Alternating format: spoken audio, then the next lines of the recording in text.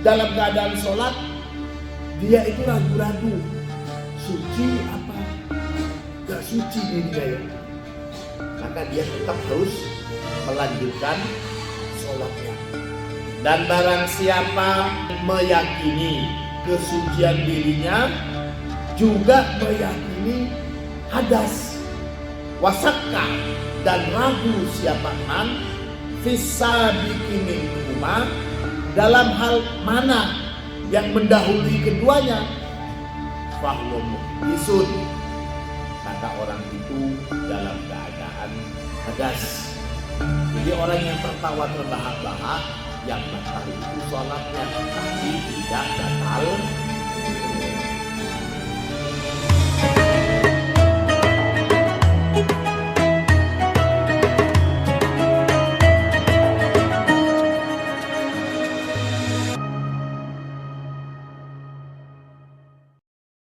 Nah, sekarang kita meneruskan al-khamis,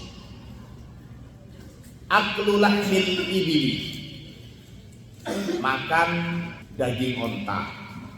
Jadi katanya kalau makan daging onta itu membatalkan wudu, tapi di sini ada penegasan. Qaulal jumhurul ulama menyatakan, kalau ini jumhur berarti ada sebagian yang bilang berbeda dengan apa pendapat jumhur saat ini.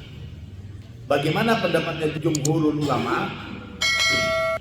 Annal wudu'a, sesungguhnya wudu, la yang kudu, tidak membatalkan, hu pada wudu, aklu lahmil ibili, apa memakan daging onta.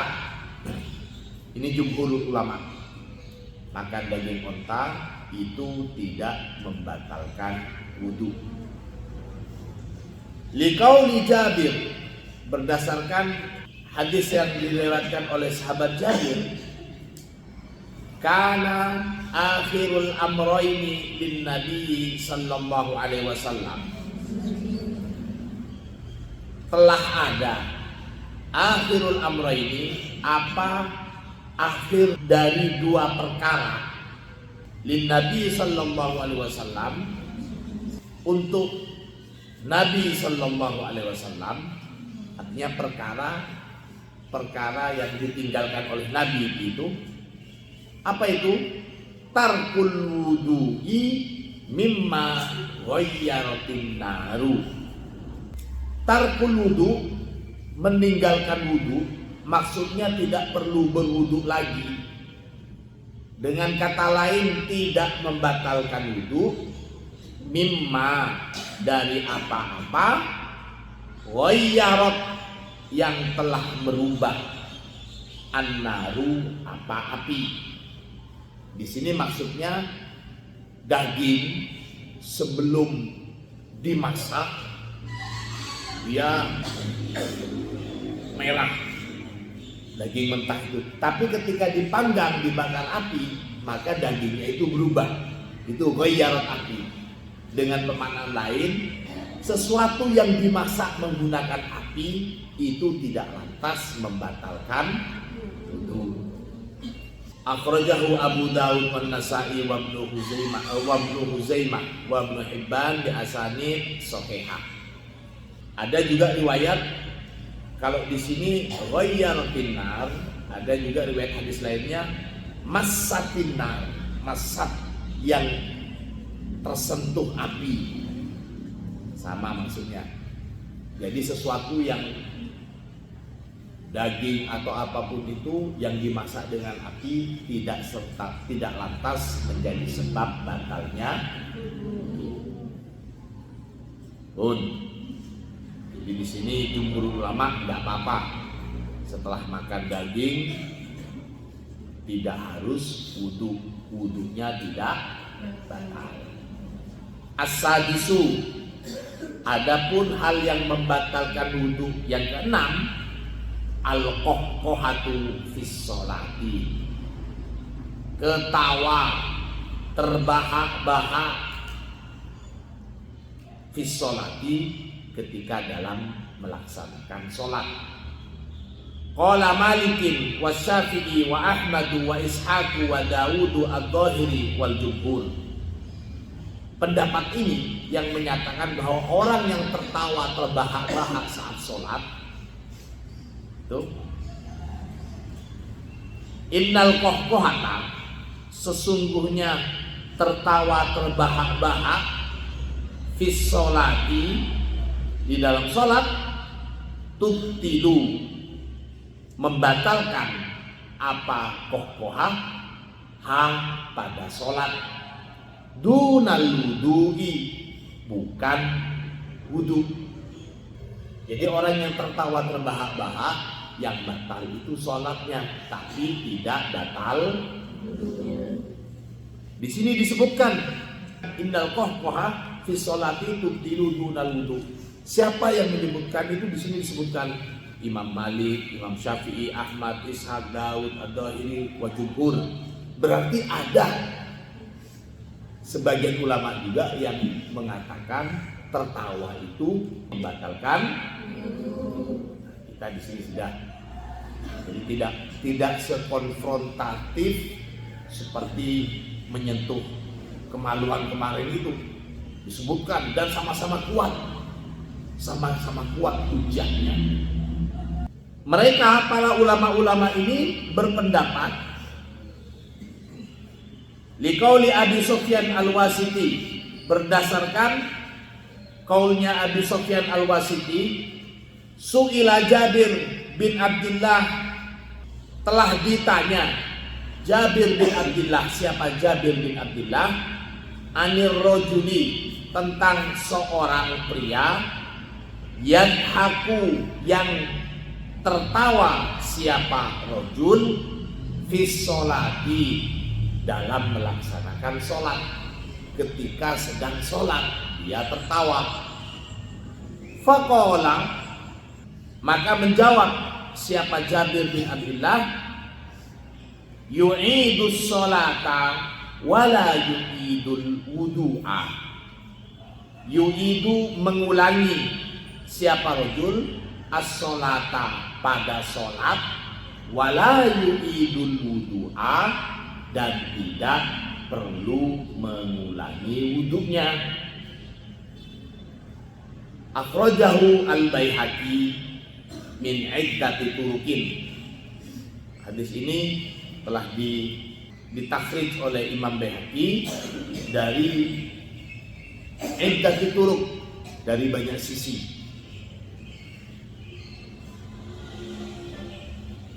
Amma idza ittasama bi ghairi sautin, adapun idza ittasama, jika tersenyum siapa orang yang sedang sholat, bi ghairi sautin, tanpa bersuara gitu. Dia tersenyum tanpa suara, fala yu'idus sholata, maka tidak perlu mengulangi sholat, walal wudu'a, juga tidak perlu mengulangi wudunya. Jadi yang membatalkan itu ketika Allahu Akbar, ada yang lucu di depan kita, kemudian tertawa terpingkal-pingkal, sampai tertawa yang bersuara, walau nah itu namanya terbahak. Ada yang gitu, harus pulang sholatnya. Tapi kalau senyum, nah itu enggak. Hati itu. Maka ketika sholat, kalian nggak usah jelalatan matanya kemana-mana. Lihat tempat sujudnya, itu lebih aman. Tapi kalau sudah lihat tempat duduknya, karena temannya jahil, kepalanya ditaruh di ada ini. Siapa? Jangan deh ya. Dia mengulangi sholat, wajib mengulangi sholat karena memang harus, dan penyebab dia mengulangi sholat juga mendapat dosa.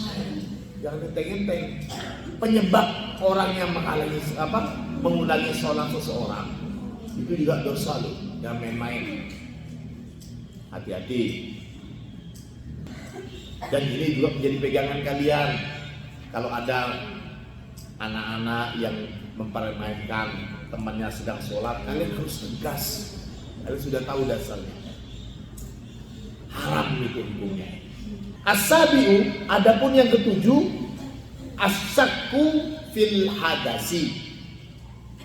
Ragu-ragu dalam hadas. Saya ini masih suci atau sudah hadas ya? Nah, ragu-ragu itu namanya.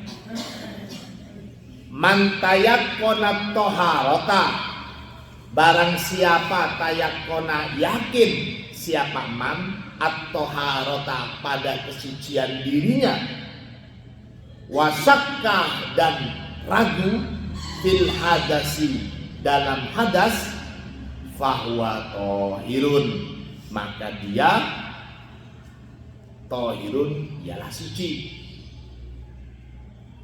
Li'annal yakina, karena sesungguhnya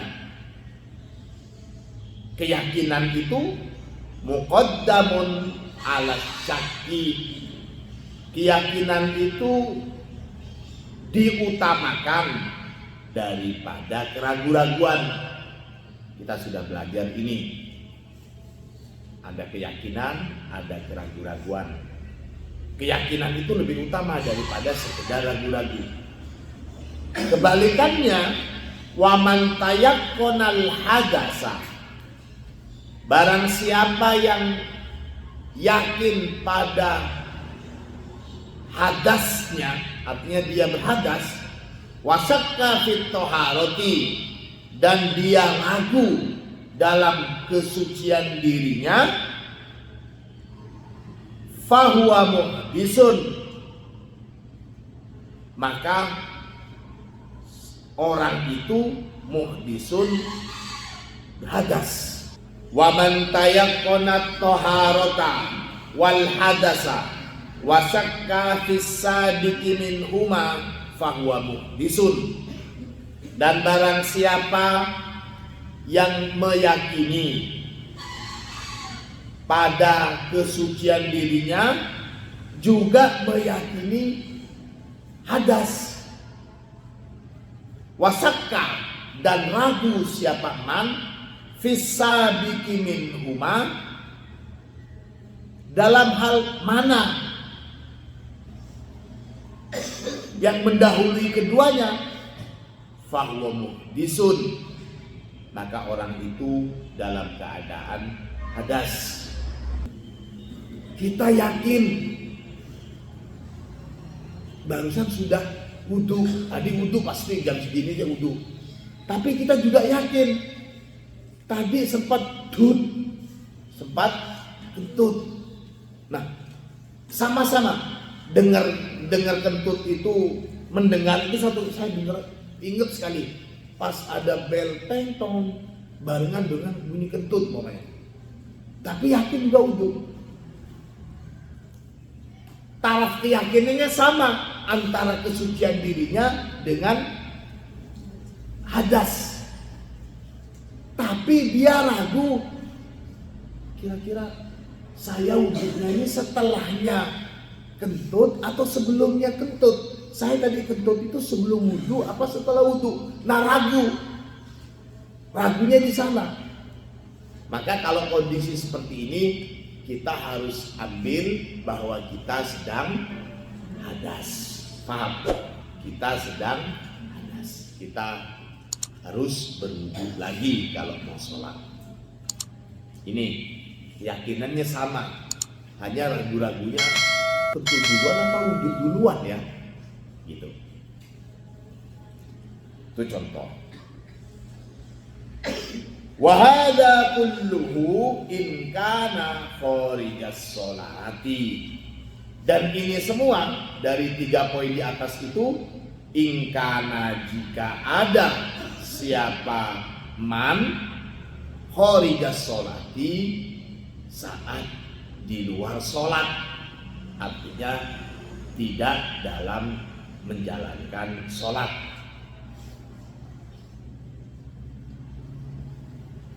Amma in syakka wa huwa fi sholati, adapun in syakka jika ragu-ragu siapa man, wahwa dan adapun dia man fi sholati dalam melaksanakan sholat, fa innahu maka sesungguhnya man, ini perhatikan, yatamada melanjutkan siapa man, wala yaqtauha dan tidak boleh memutus sholat, lihurmatiha karena keharamannya, artinya saking mulianya sholat haram begitu. Malam yatabayyan hadasuhu, selama lam yatabayyan belum jelas hadasuhu apa hadasnya man. Fa in tabayyana tahru, maka jika tabayyana menjadi jelas tahruhu apa kesuciannya man, fala syai'a alaih, maka enggak apa-apa baginya. Artinya enggak harus mengulangi, enggak ada masalah. Oh iya saya suci. Wa indama ala syakkihi aw tabayyana hadasuhu, wa indama namun jika dama tetap ala syakkihi dalam keragu-raguan man, aw tabayyana atau bahkan menjadi jelas hadasuhu apa hadasnya man, a'adal wudu'a was-sholata, maka harus mengulangi siapa man al-wudu'a pada wudunya, was-sholata dan juga sholatnya.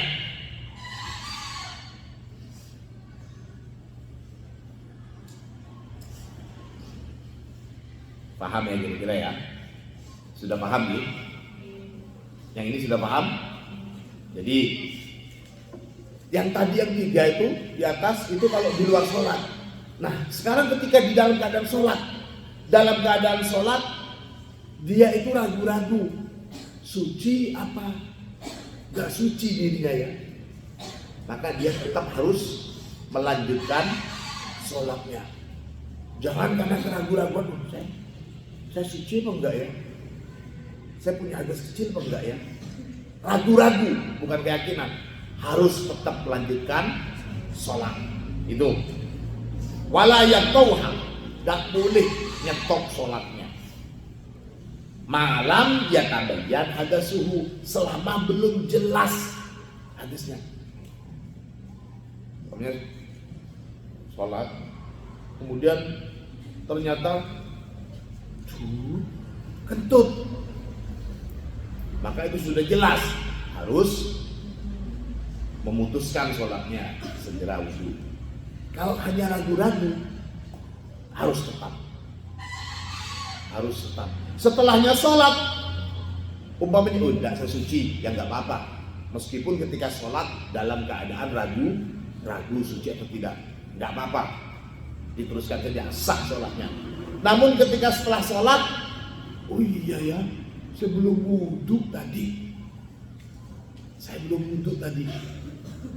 Atau oh iya, tadi waktu berangkat dari musola saya papasan, atau saya kentut, rencana mau wudhu di derajat, tapi derajat rame, langsung saja duduk musola nunggu. Nah, ternyata sudah iqomah, saya sholat.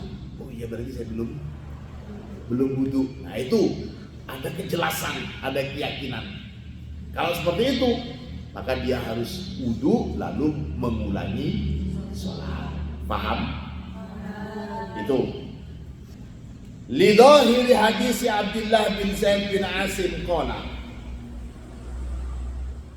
Takbir di atas itu berdasarkan pemahaman secara dohir dari hadis Abdullah bin Zaid bin Asim, qala, dia berkata, syaka ilan Nabi sallallahu alaihi wasallam, syaka mengadu, ilan Nabi kepada Nabi Muhammad sallallahu alaihi wasallam, ar-rajulu siapa seorang pria, yukhayyalu ilaihi annahu yajidu syai'a. Yukhayyal, saya maknai yukhayyal ilaihi, terbayang. Yukhayyal ilaihi, dia terbayang, annahu bahwasanya dia yajidu syai' ay al-hadas. Yajidu syai' itu dia seperti inget-ingetan bahwa dia itu sedang hadas fi sholati, ketika sholat. Qala sallallahu alaihi wasallam, maka Rasulullah bersabda, la yansarifu hatta yasma'a sautan aw yajidu rihan. La yansarifu, tidak meninggalkan atau tidak pergi siapa orang yang sholat, hatta yasma'a, sampai yasma'a mendengar orang yang sholat itu sautan pada suara, aw yajidu atau mendapati orang yang sholat itu rihan pada bau.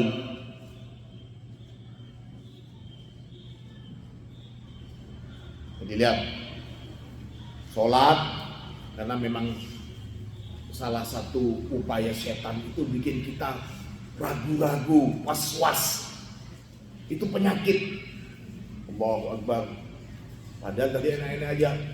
Oh, sepertinya ya sesuatu yang membuat kita mang-mang, sesuatu yang bikin kita mang-mang ini ya takhayyal ilaihi, itu maksudnya begitu, yang bikin kita mang-mang.